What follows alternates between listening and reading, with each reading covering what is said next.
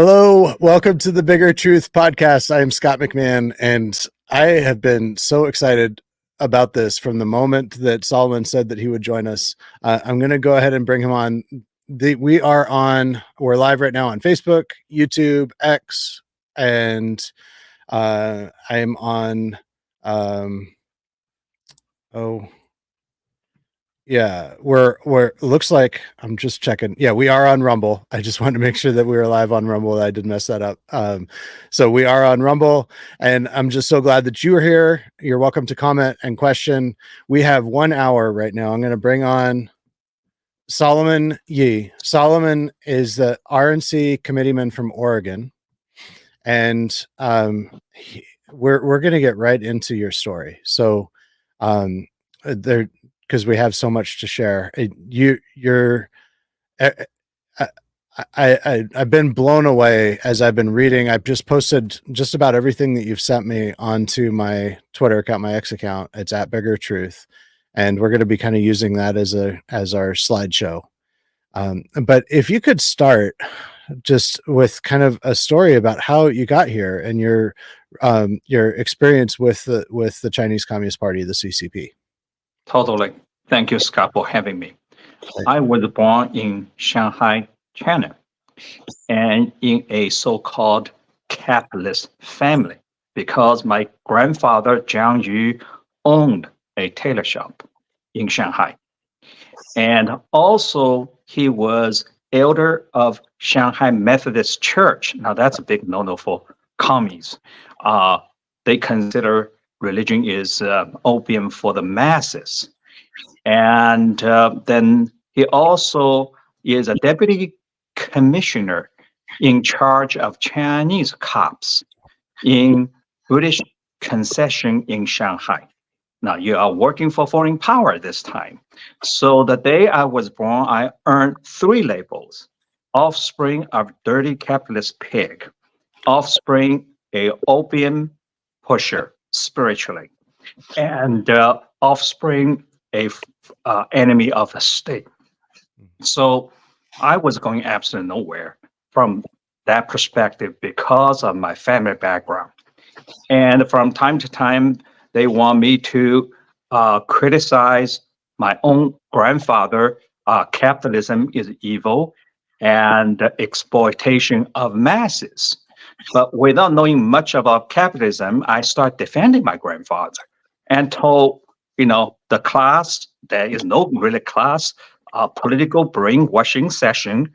And actually, my grandfather provides service and serving his fellow man. And meanwhile, supporting 10 tailors and their families. And why capitalism is bad. I don't understand that part. Now, that kind of talk get me into trouble all the time. So at one point, communist government told my dad, if you can't keep your son mouth shut, we will make him disappear in the night, and we bill you for the bullet. And dad got really scared. And dad reached out to Grandpa Jiang Yu, who actually already escaped after 1949, and went to Hong Kong, reopened his tailor shop, and also got involved in Hong Kong Methodist Church as an elder. And 1980, he was at Hawaii, attend World Methodist Church conference, ran into his friend, Dr. Glenn Orts. Orts then was president of Pacific University, formerly Alaska Methodist University. So Grandpa Jiang told Dr. Orts the same story, and Dr. Orts said, no problem, I can get him out of China easily. And he said, I'm going to talk to Chinese U.S. Consul General in Shanghai and get him a student visa. And he did, because Dr. Orts was U.S. ambassador to UNICEF under Kennedy administration. But at that point, I didn't even know what Republican means, Republican Party means, what Democrat Party means. As long as somebody can get me out of China, I was very, very grateful because I could have been disappeared in the night, right? And the other thing was very, very interesting is I got my visa and Chinese passport within 3 months, and I was out. I actually was the first group of private students because Glenn Orts gave me a student visa plus scholarship, and my grandpa sponsored me and paid for my living expenses. That's how I got out. I landed in Anchorage, Alaska on October 23rd, 1980. That was my Freedom Day or Liberation Day, whatever you can call it. I only knew thank you and Coca-Cola. Now, I just find out why I learned thank you and Coca-Cola from my dying dad 1 month ago, 2 weeks ago. And dad quit eating on March 8th, only drinking Coca-Cola and water. So my brother and I provide hospice care at home, take our term for 29 days. So when his mind was clear, I said, Dad, why Coca-Cola? You should have insured, right? And so you can get some nutrition value, right? He said, well, when Grandpa owned the tailor shop in Shanghai, he always take me to British expat clubs and to talk to clients. And so the waiter came, offered me, what would you like to drink, young man? I said, Coca-Cola. And when they served me Coca-Cola, I say, thank you. That's why I told you, you don't have to worry about English you don't know anything about. All you need to know is thank you and Coca-Cola. That's how I started in America. So that's my background. Wow. And then fast forward 20 years after, so just 20 years after you got here, you were an RNC committeeman, right? Right. I moved out of Anchorage, Alaska, and in 1990. And I realized Oregon politics is different from Anchorage, Alaska. Anchorage, Alaska is much more conservative. And I got my green card and ready to get my citizenship here in Portland. And so I realized I need to get involved. And one thing I realized was Hillary was pushing socialized medicine called Hillary Care. So that's how I got involved first. And then I ran to be vice chair of Polk County Republican Party, chair of Polk County Republican Party. And I first got elected as a Republican National Committeeman in 2000. And I'm off my committee, got re-elected 6 times. Those are 4-year term. So by end of our convention in July this year, I will serve on the Republican Party National Committee for total of 24 years. Wow, that's amazing. It's just an incredible story. So once you told me, as we were texting, you told me a story in 2000 that that you had your first experience just as soon as you came onto the RNC committee, you had an experience with the CCP, Yes. trying to get onto basically trying to attend the RNC meetings. Is that right? Right. What happened was first I got elected in 2000, and I was organizing Taiwan ambassadors' Chinese New Year's banquets for RNC members every January during our winter meeting. And also in return, because they host us and celebrating Chinese New Year at the same time, in return, RNC allowed Taiwan diplomats to attend RNC meetings. And so that was a good thing. And suddenly I had a RNC staff member who was born in Shanghai, somewhere in China, maybe Shanghai, and immigrated to this country when he was 8 years or 7 years old, 7 or 8 years old, and complained about no equal treatment for Chinese diplomats. So I said, what do you want? I want to bring them here to attend RNC meetings. I said, do you realize you want dictatorship diplomats and to attend RNC, we're standing for freedom, and RNC meeting? This is crazy. So I told him, take the issue to RNC General Counsel. He did. So the General Counsel came to me, said, what would you like to do? I said, well, let's do this. Tell them they're welcome to attend. But however, one of the members is going to sponsor a RNC resolution calling for free Tibet and bring attention to Tibetans' human rights violations. And all C-SPAN cameras and other media cameras will be there, and they are welcome to watch the debate. Ever since, they never ever asked for attending RNC meeting again. So you knew from the very beginning there exactly how to deal with. Yeah, and then also I also realized our government has been infiltrated at a level of State Department. 2003, and Colin Powell, then Secretary of State Colin Powell, promised CCP China, RNC will only give 2 guest passes to diplomats and countries.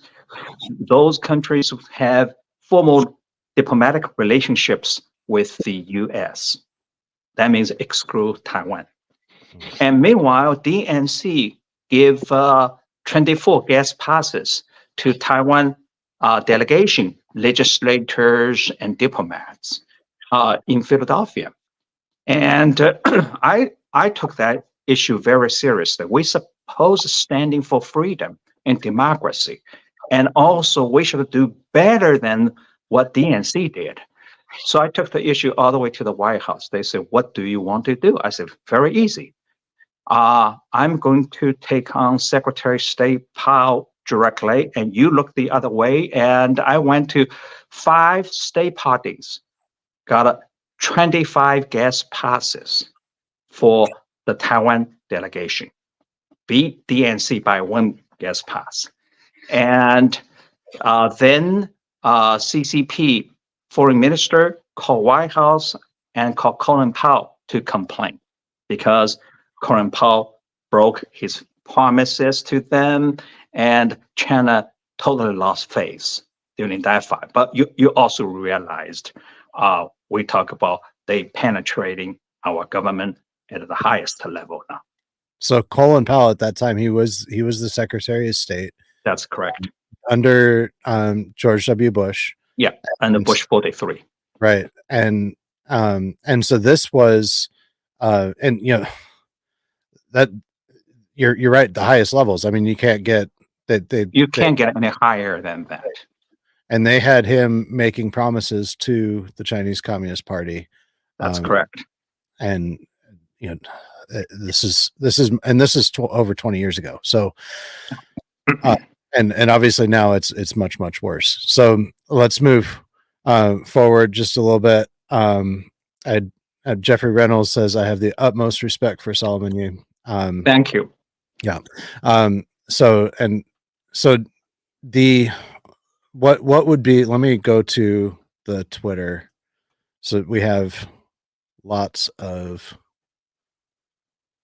one thing here. I just wanted to share this endorsement from Gordon Chang. So he endorsed you as RNC committee member, and Gordon Chang, I have huge respect for Gordon Chang as well. He's Me one of too. my favorite writers. So how long have you known Gordon? For a long time, and I am a fan of Gordon. First book, basically collapse of CCP China. And he was right. The minute I saw that book, I realized he is way advanced and thinking those big pictures. And ever since, and I have been his follower, and on Twitter as well. And but when Hong Kong 2 million men marched, he was there, and CPAC and actually went to Hong Kong, met and him and went to Hong Kong and got on the streets and joined those protesters. It's an unbelievable story. Then, of course, CPAC also doing lots of good work, and he's a board, a member of the board of American Conservative Union. And when I realized there is infiltration from Maya Guo's side, and then I went to him to shut them down. You can share that story. Yeah, let's do that. So Miles Guo, this is Miles Guo here. He created this new federal state of China, but he did this on Steve Bannon's show. So Miles Guo and Steve, and I was a listener for 2 to 3 years of Steve Bannon's show from the very beginning that he launched it, because I wanted to know more about, he'd been on the inside with Trump, and I wanted more of that kind of inside view about what Trump's administration was really like. And he never really talked about his time in the administration, though, which I think was because it was a dumpster fire, largely because of him. And at least that's what I know now. But for 2 to 3 years, I listened to every single episode, and so I was a fan of Miles Guo because I heard what he was talking about the CCP. I learned a lot about the CCP, from Steve Bannon and Miles Guo. But what's fascinating is hearing your take on what happened. I know that he was arrested for, and is he still? Yes. He's in jail, in custody, because judge asked him to turn in all 11 passports. He only turned in 2 of them. Wow. So, in this country, and his followers calling for free Miles Guo, and we will, put you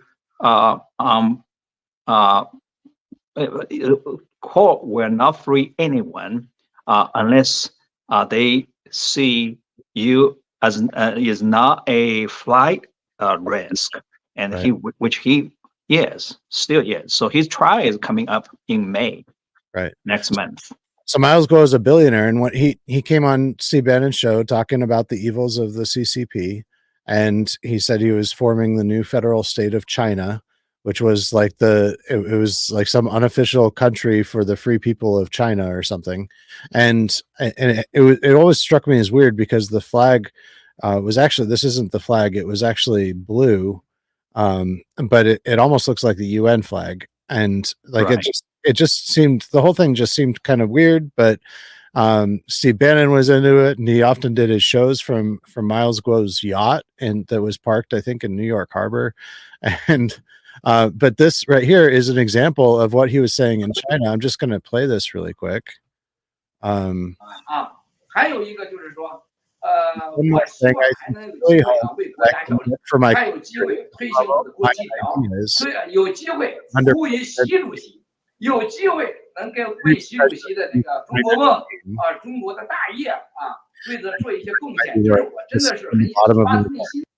Is that really what he was saying in Chinese?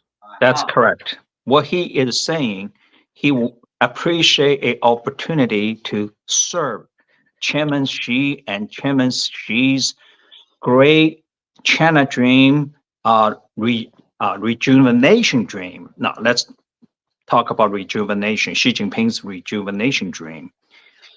When he wants to take down U.S. and replace U.S. As a only superpower in the world. Now, we don't.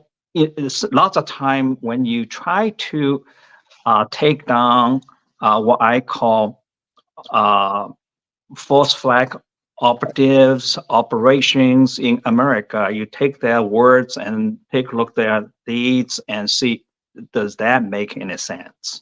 In this case, in English, he get on Bannon's show, talk about take down CCP. But in Chinese show, he's talking about serving Xi Jinping, who happened to be a dictator. I call him Hitler, right? And on Twitter. And meanwhile, Xi Jinping's dream actually is taking down U.S. and replace U.S. as a world-only superpower. So you got a problem right there. And the other problem really is his deeds and his words are not matching, but he realized most of the people he working with, including Bannon, they don't understand Chinese version. They don't speak Chinese, and I speak both Chinese, Mandarin, and English. So I can tell what I can vouch for and translate and what he is saying. And then I realized we got a real problem here. And real problem including he tried to penetrate Trump inner circle and try to visit the White House, okay? And two Trump aides want to bring Miles go to the White House for a visit, got shut down. And so what he did was he took Japanese Prime Minister Abe's picture with Trump and docked it and put on his network and to show his followers he's connected. Then he also bought Mar-a-Lago club membership and to show up and walk his dog and took some pictures and show how close he is to Trump. Wow. But the problem with all that is that's what infiltrators do. They want to create an appearance. And that's why you call this a false flag operation. Yeah, that's it. That's the picture. Right. So they took this picture right here of Abe. It's just crazy. Yeah. It's even a bad Photoshop job, but yeah, Photoshop job. And the other thing is you also have to pay attention to what he was saying in English. And his followers, including new federal state of China, and they are telling people, Chinese people are not equal to CCP, and then take down CCP. Now, about yes, that is the central message, and that's what Bannon was saying over and over and over again too. Yeah. Right, but they were twisting arms at AmeriFest 23. I had 18 RNC members participated there, and 2 of them called me, say, Solomon, we really have a problem. When they got on stage, get everybody off the feet and chanting, 1,500 audience chanting, take down CCP, and Chinese people are not CCP. And I told them, yeah, that bothered me too. That's more like Mao's Cultural Revolution kind of stuff, chanting slogans. And the other thing really bothered one of the RNC member was that they were twisting her arm and tell her all Chinese people are not responsible for Chinese brutality or CCP brutality, if you will, and human rights violation or all kinds of stuff happen in this country. I said, they asked me if that could be the case. I know, because you got a Chinese party, Communist Party members, and without those members, and you wouldn't have Xi Jinping, right? And so those people are supporting the party, and supporting human rights violation, supporting Xi Jinping territorial ambition, Xi Jinping China rejuvenation dream. So if you talk about we need to hold somebody accountable, those people should be held accountable, including COVID by attack on America and on the world, right? And so that was the problem. Then I also got a tip from that event. They want to not only get a booth at a CPAC, this year's CPAC, also want to be on the stage of CPAC. So I had a talk with Gordon G. Chan. I said, this is a clear false flag operation, try to infiltrate CPAC. And we can't let them get away with this. So Gordon shut them down. Wow. Wow. Should I play this one right here? Yeah. Okay. Let me play this. This is about a few minutes. Just the NBA. And before I ask you a question, Dr. Fu, I'm going to actually go to you. In the moment or the time since I asked last questions, I had an opportunity. Staff brought me the complaint that you described in your testimony about the people who were incited to protest outside your house. And I see that the defendant in that, and I hate even to say this in public, but it's Guo Wingui. Is that how you say the name? Miles Kuo, as we see that name. Yes. And as I've just done a little research on him, he appears in my social media thread a lot. I mean, not him personally, but people advocating for this person. I don't know anything about him. He said, I looked him up, and I understand he's a Chinese billionaire. He's under indictment. He just pleaded not guilty to a number of accusations in a superseding indictment, but he got out of your lawsuit when he filed a bankruptcy case in the District of Connecticut. Subsequently, that didn't go too well for him, so he sort of put that on ice, and he's alleged to have incited the same sort of harassment that you describe against the United States trustee in the bankruptcy proceeding that he was involved in. So now, do I understand that you contend that Mr. Miles Guo Wingui is acting on behalf of the Chinese Communist Party? Is that your allegation? I'm not saying whether it's right or wrong, but is that your allegation? Yeah, when those people were sent by him from all over the United States to attack and harass me and my family, I was searching really very hard, like, what did I do to him? How much? I mean, I have nothing, no business dealings, no relationship with him prior at all. So there's the only conclusion is he must have a task to destroy our work of human rights and religious freedom. And you believe he does that on behalf of the Chinese Communist Party? I'm pretty sure he has a task. So this gets to be very complicated.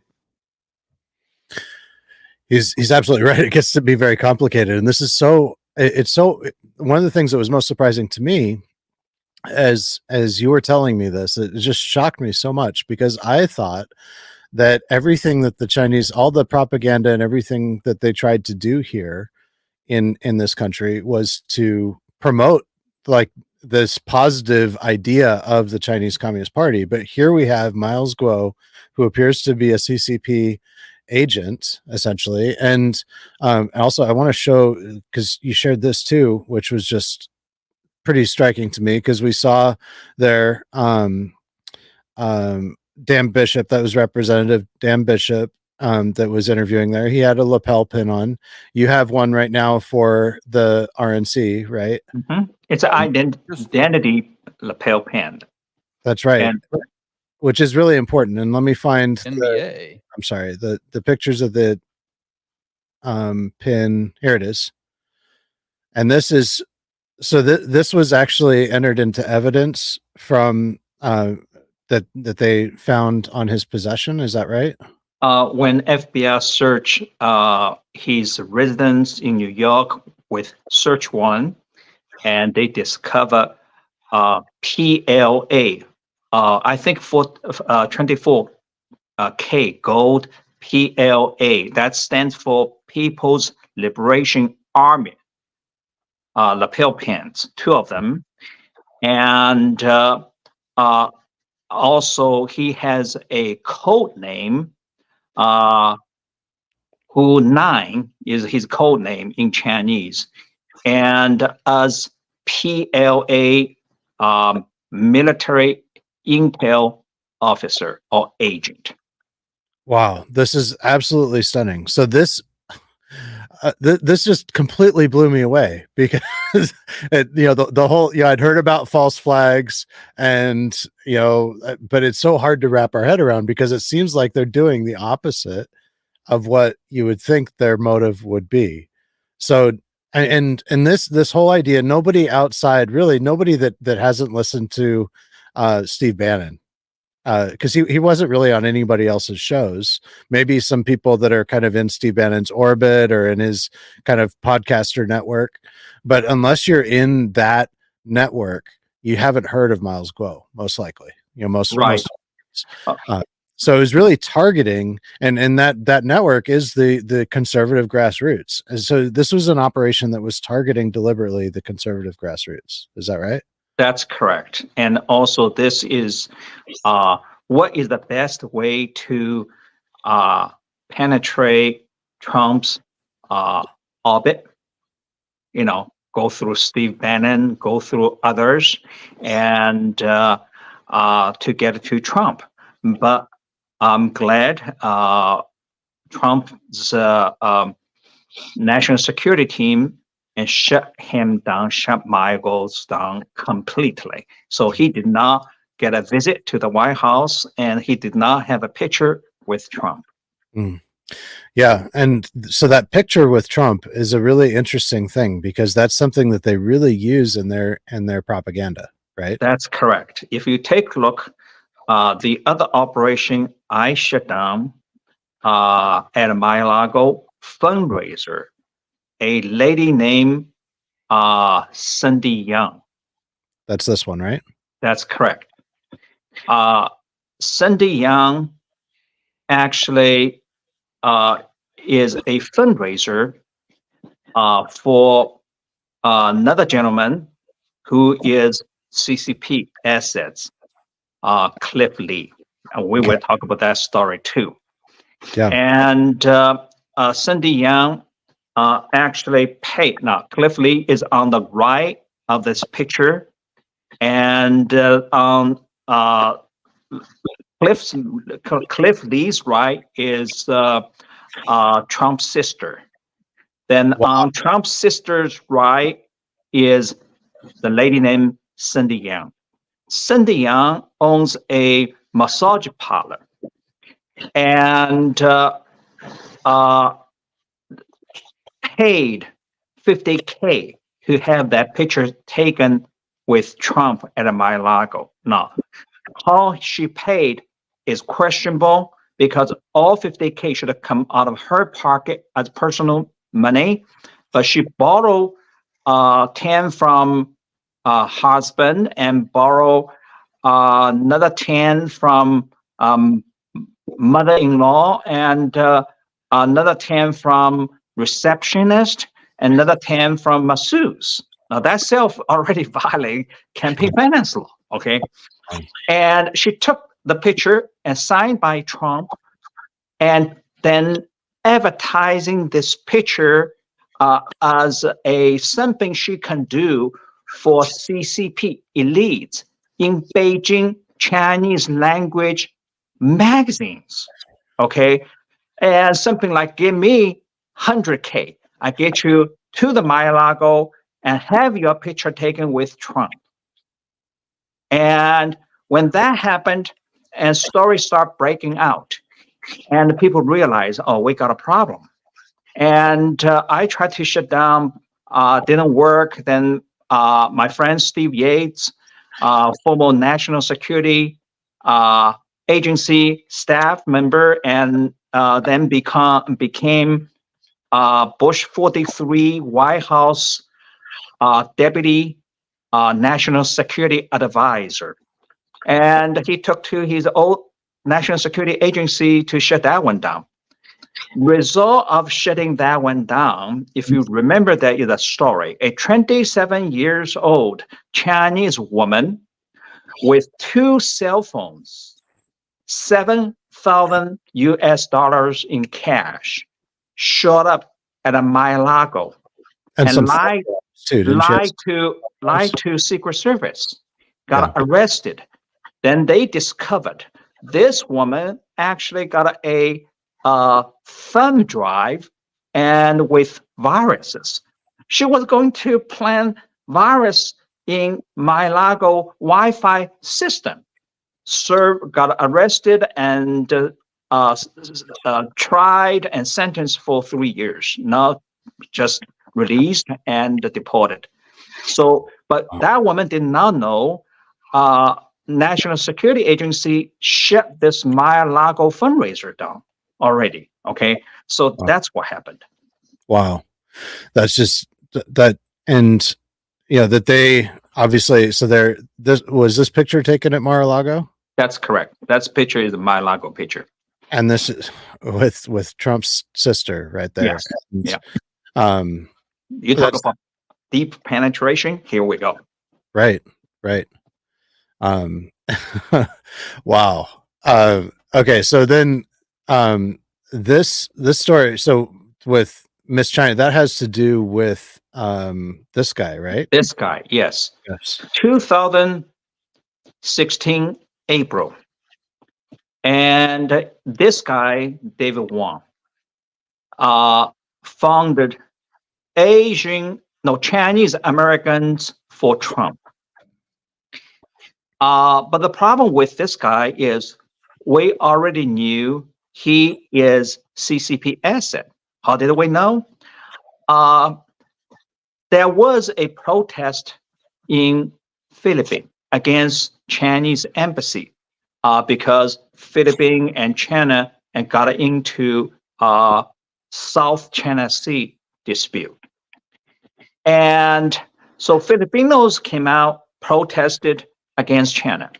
This guy was organizing patriotic Chinese tourists, students, and Chinese people in America to protest in front of Filipino Consul General's office in Los Angeles with his email address and phone number.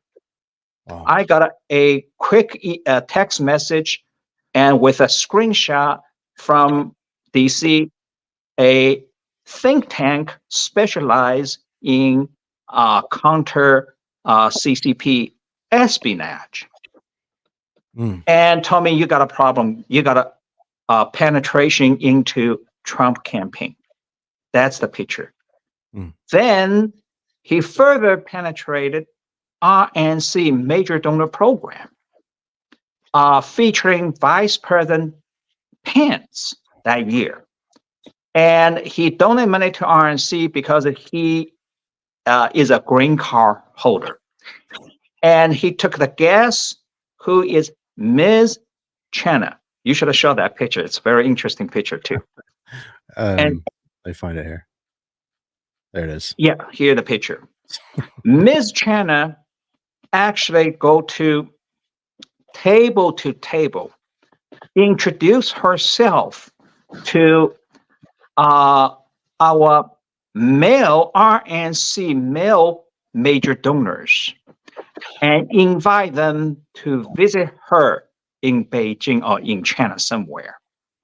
And I got a screenshot of this business card immediately, and I got a tip, and I knew this in the counter espionage or counter infiltration world we call honey trap.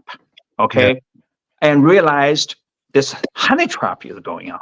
So again, I went to Steve Yates. I said, your agency or your former agency and National Security Agency needed to step in and shut this thing down.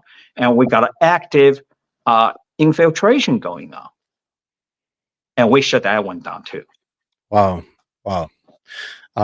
So this was actually the business card that she was handing out. Yes, right. They got a shot of the business card and text to me and told me what's going on. And we shut this one down immediately. Wow. So yeah, the efforts that they've gone to in order to infiltrate the RNC at the top are just fascinating. And and And so Trump camping too. They not just RNC, Trump that's camping right. as well. That's right. Yeah. So um the what do you think? I'd like to go back to the Miles Guo thing because I really think that kind of relates to especially what I've been studying with the um this operation to infiltrate the grassroots and turn them against the Republican Party. And um so and I don't fully understand how it might relate. But the timing is really similar. Yes. And it came through Steve Bannon. The origin of all of this, the operation that I've been looking at really occurred on February 6, 2021, when Dan Schultz came on Steve Bannon's show, and this was promoted. The precinct strategy was promoted as the way to solve all of our problems. What ordinary grassroots Americans could do, they could get involved in the Republican Party, and they could kick out all the rhinos.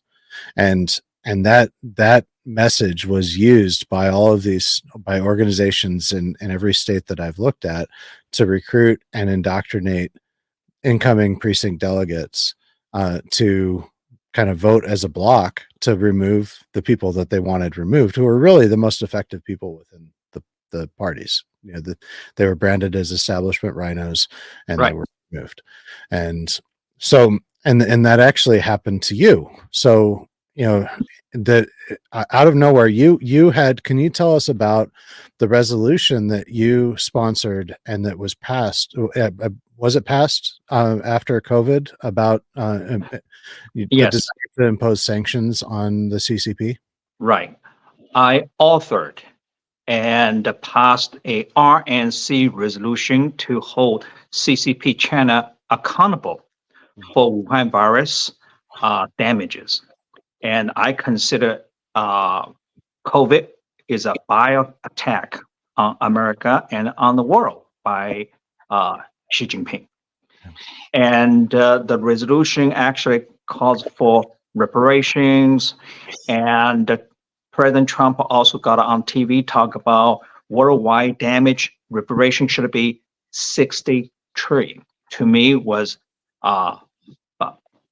so good because he can take down CCP China without firing a single shot, like Reagan did. Right. The reason is they cook books. They claim then their GDP is 17 trillion a year. Think about 60 trillion. How many times of the 17 trillion GDP a year? So you can totally bankrupt them. Yeah. And on top of that, he wants to do this kind of stuff through tariffs on Chinese goods to U.S., Chinese imports to U.S., and that will accelerate decoupling and creating such a chaos like right now. And Chinese people, especially young people, when you have 47% of young people have no jobs in China right now. Wow. That's a powder cake situation. Gosh. Okay. Wow. And so you can really take CCP down that way. So I sponsored that resolution and passed unanimously. So that was one of the things I did. And because of this resolution, my friend, Congressman Alex Looney, and Mooney sponsored a bill and called COVID Victim Compensation Act. And basically, he slapped 10% special duties on all Chinese imports to U.S. and turned that 10% into COVID victim compensation funds. And he introduced that. So I was, very excited about all this. And then next thing you know, I've been accused as a CCP spy. a CCP agent by those I call false flag operatives in Oregon. First of all, they try to recall me. Okay, and so that is something I call basically they are projecting, and also if if you yourself are infiltrators, you would projecting, right? You would project, and in my case, I see this kind of same tactics like Mayo is using nationally, and they're using. They try to get to close to the ones they think will bring them endorsements and will help them. I see that too. And another thing is they're not targeting rhinos. They're not targeting Democrats. They're targeting true mega conservatives. And I consider myself as a constitutionalist before being a party national committee man or being a Republican Party member. And so when you see this, you said, okay, why this is happening? You have to ask that question. Another thing is there is racist elements with criminal backgrounds if you're looking into those guys. Mhm. So you say, what is going on? Because if you remember our preamble of independent declarations of independence, and we believe, and this party, the Republican Party, believe, our founders believe, all men are created equal by God. There is no place for racism. There is no place for victory. And of course, during that part, and racism was used against me, and Don Powers, who has a criminal record, actually built a effigy. Now, I saw this kind of stuff only on TV, and KKK did this kind of stuff to blacks in South, not here, not in Oregon or in this part of the world, and not even in TV, right? In movies. So when you see this kind of stuff, you have to ask the question: who are they? Are they false flag operatives? Right. And who is paying them? CCP, George Soros. So this kind of stuff, we have to take a stand, I believe. Yeah. And especially Don Powers is running for 6th Congressional District Chairman on May 25th. Right. And if Republican Party is not going to take a stand, we become our predecessor, the Whig Party, which failed to take a stand on black slavery. Mhm. Yeah, I was trying to pull up a picture of that effigy that he had in the back of his pickup truck. But this story about Don Powers is pretty remarkable. He had he had never even voted in his life in any election until 2022. Right. Wasn't involved in the Republican Party at all. He showed up in 2021. Was that just shortly after that resolution that you wrote? Yeah. And as a matter of fact, that's right after the resolution I wrote and passed. And then he showed up working on election integrity. Right. And you will find common denominator on that too. Tell me and about all those infiltrators are working on election integrity. that. Yes. Yeah, absolutely they are. Mhm. And by the way, you wouldn't be surprised, Miles Guo actually funded election integrity projects. Wow. Yeah. Yeah. And I'm sure that the types of projects, and I'd really like to maybe we could come back on even just to talk about that, because the types of projects that I've seen that these operatives in every state focus on in terms of election integrity is the deceptive type projects. So these are lawsuits that are destined to fail. They really seem to be designed to fail. Mhm. Like even Carrie Lake's bid to try to the Supreme Court, appeal to the Supreme Court, that was denied, I think, just yesterday. Right. And they had no hope of like the reason why she put that to the Supreme Court is just so that she could play victim and to try to denigrate the Supreme Court, because they didn't have standing over it. This is a 2-year-old thing. That what she was the remedy that she was asking for was completely unrealistic, and it was just designed to fail. And so they have these cases, these court cases that are designed to fail, and they're either poorly written, or they ask for a remedy that's impossible for a court to provide, or they're focused on a more of a diversion tactic, like looking at the machines, which they still use the machines. They still insist on one-day voting and hand paper, paper ballots and hand counting now. And if that doesn't happen in November, then it's not a valid election. And what they're trying to do is discourage people from voting at all, especially Republicans. They want to discourage Republicans from voting. And that's Well, the whole narrative. What really bothered me of those guys promoting the concept, if legal ballot chasing and ballot harvesting Mhm.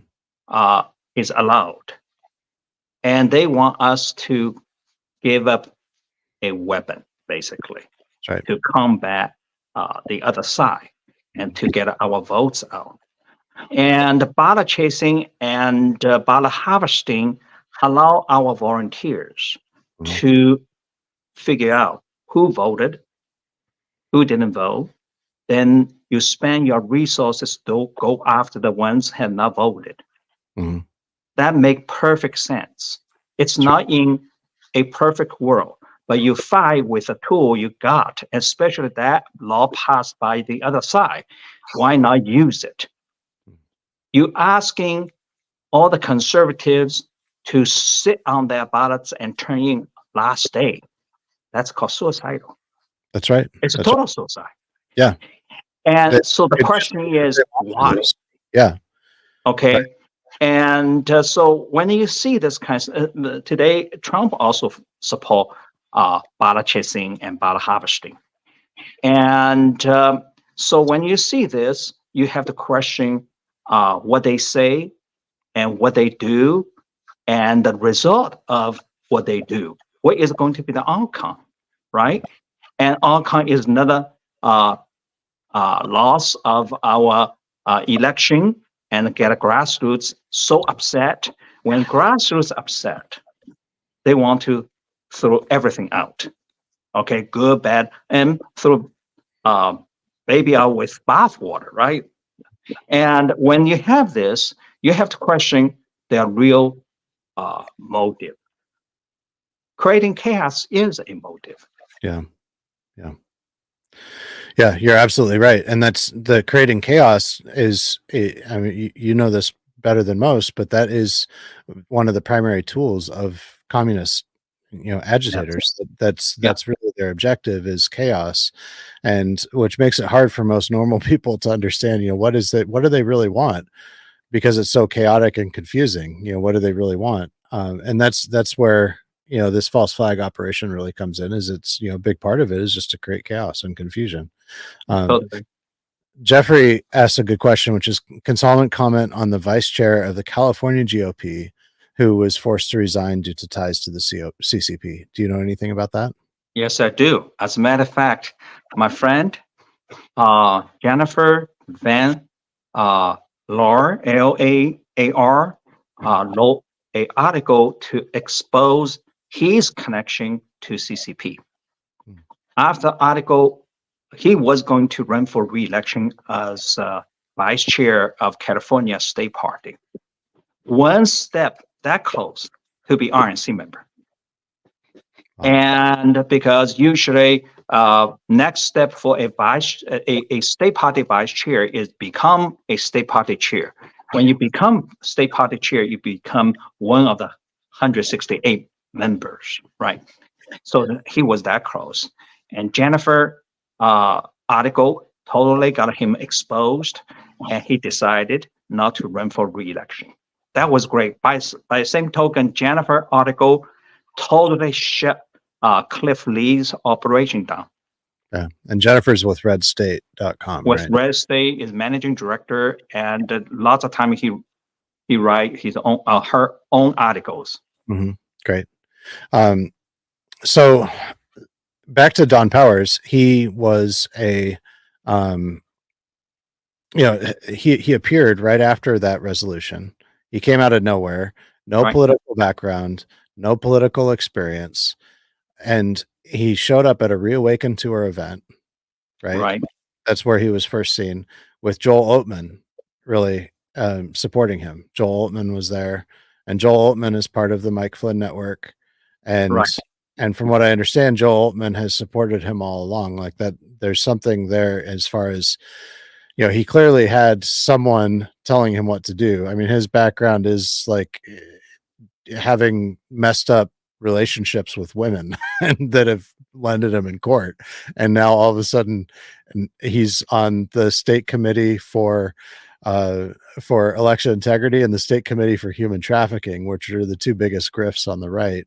And he's running for RNC committee man, and he almost won until you sacrificed yourself.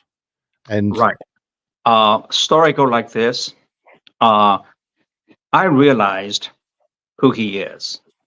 And I also realized if Republican Party, Oregon Republican Party, elected a racist national committee man with criminal records, we are in trouble for 2024 because Democrats, leftists, media already call Trump a racist, call Republican Party is a racist party.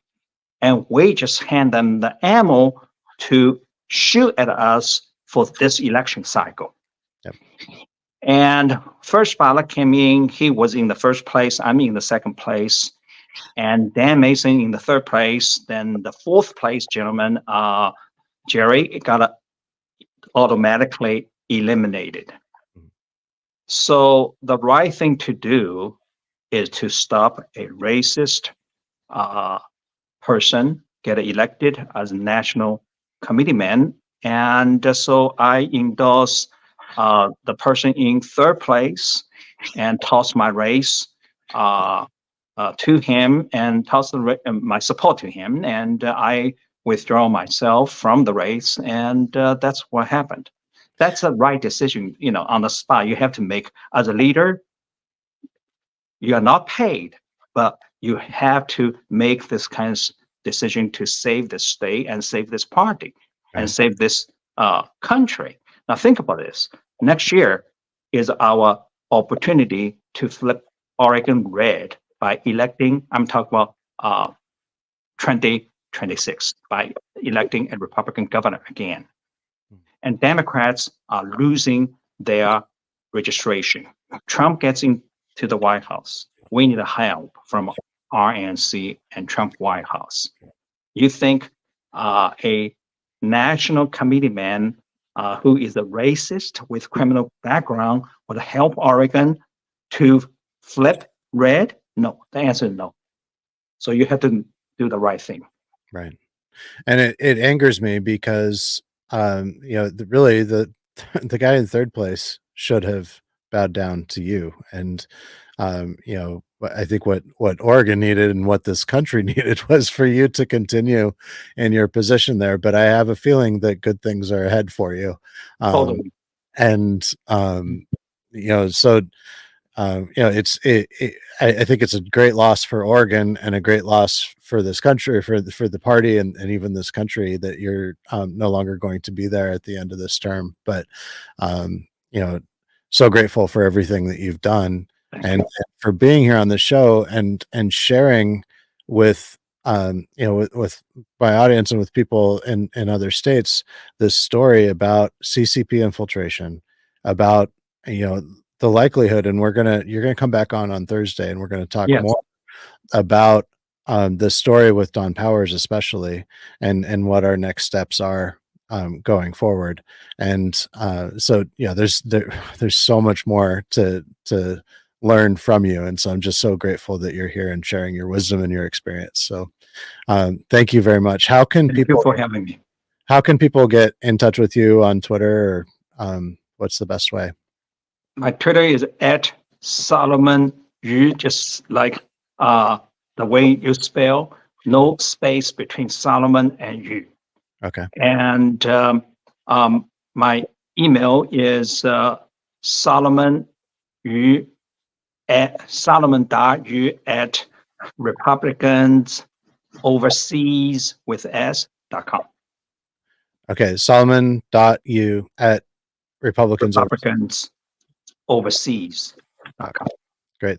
Thank you very much. And I was mispronouncing your name, and I apologize. I was saying, that's okay.